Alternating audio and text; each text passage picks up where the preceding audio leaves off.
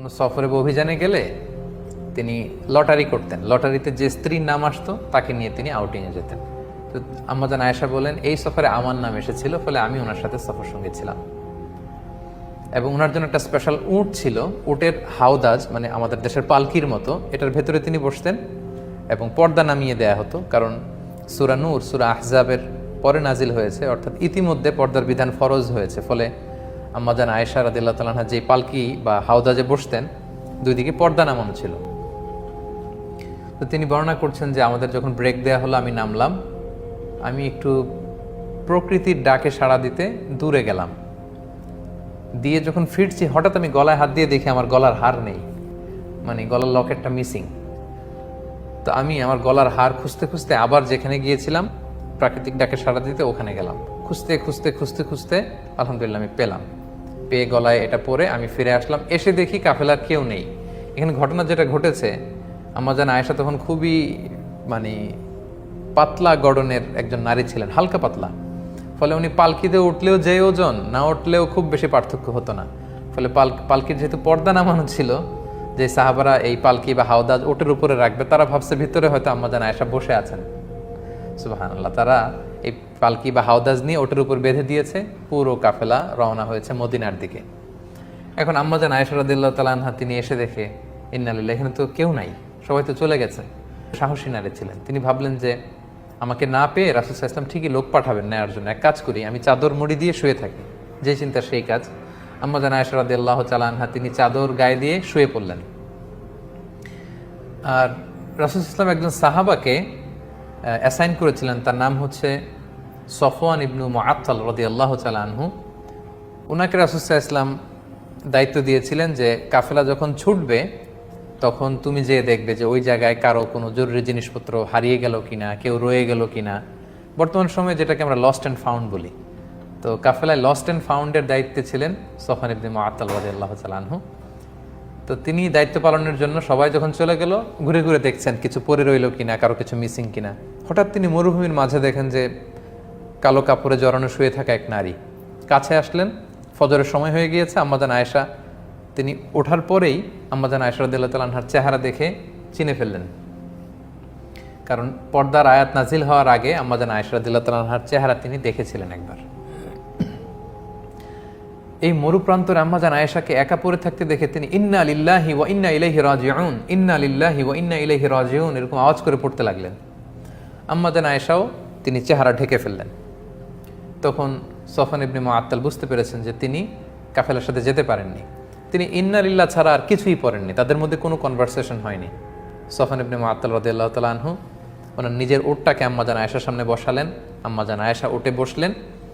আম্মাজান আয়েশা রাদিয়াল্লাহু তাআলা আনহা উটের উপরে বসা, আর সফওয়ান ইবনে মুআত্তাল রাদিয়াল্লাহু তাআলা আনহু নিজে উটের রশি ধরে টানতে টানতে মদিনায় পৌঁছলেন। ইতিমধ্যে যখন মদিনায় পৌঁছার পরে রাসূল সাল্লাল্লাহু আলাইহি ওয়াসাল্লাম সবাই জানতে পারলো আম্মাজান আয়েশা নেই, তিনি মিসিং।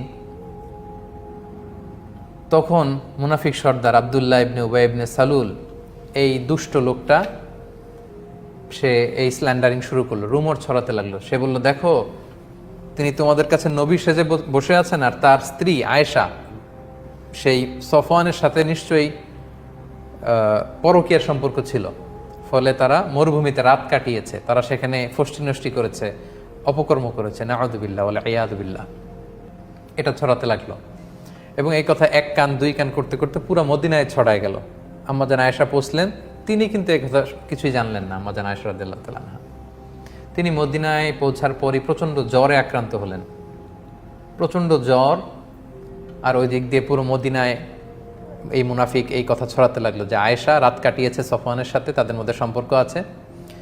দুঃখজনক হলেও সত্য, এই মুনাফিকদের সাথে পড়ে কয়েকজন মুমিন, যেমন রাসূল সাল্লাল্লাহু আলাইহি ওয়াসাল্লামের সভাকবি হাসান বিন সাবিত রাদিয়াল্লাহু তাআলা আনহু, তারপর আবু বকর রাদিয়াল্লাহু তাআলা আনহুর একজন আত্মীয়, তার নাম হচ্ছে মিস্তাহ ইবনে উসাসা রাদিয়াল্লাহু তাআলা আনহু, এবং রাসূল সাল্লাল্লাহু আলাইহি ওয়াসাল্লামের শালিকা হামনা বিনতে জাহাশ, এই জাতীয় কয়েকজন লোকও এই রুমর, এই গুজবে কান দিয়ে তারা এটাতে ছড়িয়ে পড়লো, জড়ায় পড়লো, তারাও এটা ছড়াতে লাগলো পুরো মদিনার সমাজের ভেতরে। মানে একটা গুরুগম্ভীর অবস্থা, সবার মধ্যে শুধু কানাঘুষা কানাঘুষা কানাঘুষা।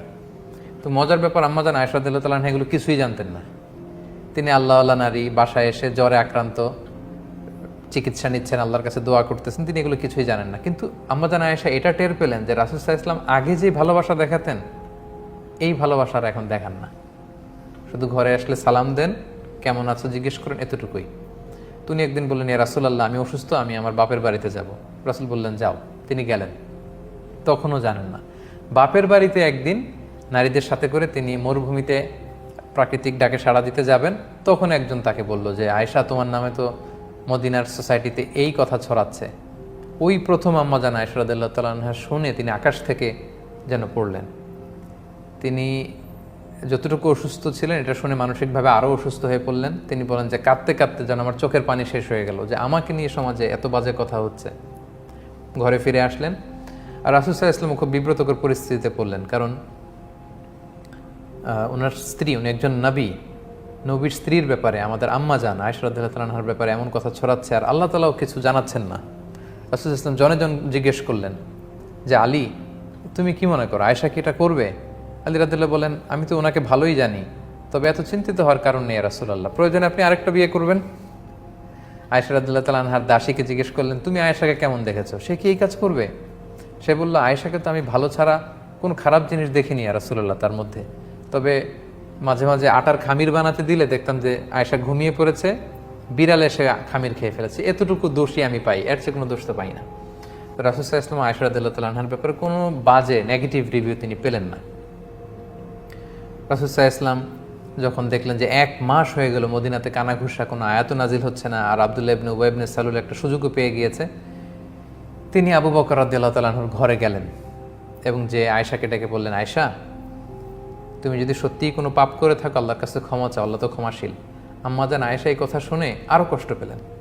তিনি রাসূল সাল্লাল্লাহু আলাইহি ওয়াসাল্লামের প্রশ্নের উত্তর দিলেন না, বললেন, বাবা আপনি উত্তর দিন আমার পক্ষ থেকে। মাকে বললেন যে মা আপনি বলেন। তারা বলল যে আমরা কি বলবো রাসূল সাল্লাল্লাহু আলাইহি ওয়াসাল্লামকে। তখন আম্মাজান আয়েশা বলেন যে আমি যে পুত পবিত্রা নারী, আমি যে কোনো পাপ কাজ করিনি, এটা পৃথিবীর কেউ না জানলেও আমার আল্লাহ জানে, আল্লাহ তাআলা নিশ্চয়ই আমার পবিত্রতা ঘোষণা করবেন। কিছুক্ষণ পর রাসূল সাল্লাল্লাহু আলাইহি ওয়াসাল্লাম একটু গম্ভীর হয়ে বসেছিলেন, হঠাৎ তিনি চোখ খুলে খুব খোশ মেজাজ নিয়ে বলতে লাগলেন, আয়েশা আল্লাহ শুকরিয়া করো, আল্লাহ তাআলা তোমার পবিত্রতা বর্ণনা করে আয়াত নাজিল করেছেন।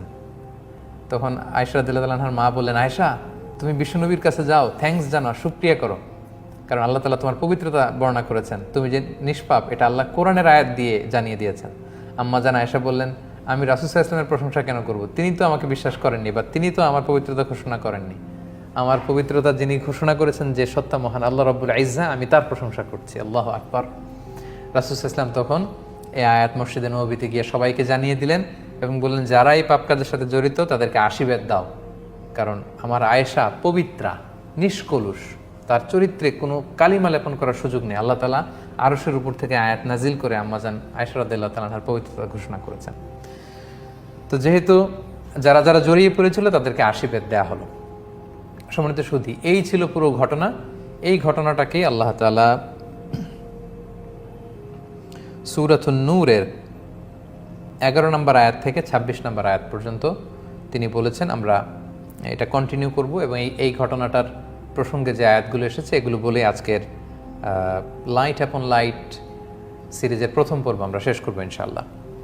সম্মানিত শুধু আপনারা পুরো ঘটনাটা জানলেন, এবার দেখি যে এই ঘটনাটাকে আল্লাহ কিভাবে উপস্থাপন করেছেন এবং আম্মাজান আয়েশা রাদিয়াল্লাহু তাআলা আনহাকে অপবাদ দেওয়াটা যে আল্লাহর কাছে কত বড় ছিল, আল্লাহ তাআলা যে কত নাখোশ হয়েছেন এবং মদিনাতে সাহাবারা কেন এটা নিয়ে কানাঘুষা করলো, কেন আম্মাজান আয়েশার পক্ষ নিল না, কেন আম্মাজান আয়েশাকে ডিফেন্ড করলো না, এ ব্যাপারে আল্লাহ তাআলা অনেক ধমক দিয়েছেন, আয়াতগুলোতে হুঁশিয়ারি দিয়েছেন, ওয়ার্নিং দিয়েছেন এবং সাহাবাদেরকে ভর্ৎসনা করে আমাদেরকে এই মেসেজটাই আল্লাহ তাআলা দিতে চেয়েছেন যে কারোর ব্যাপারে কিছু শুনেই ওই রুমর তোমরা গুজবে কান দিবে না, আগে সত্যতা যাচাই করে নিবে।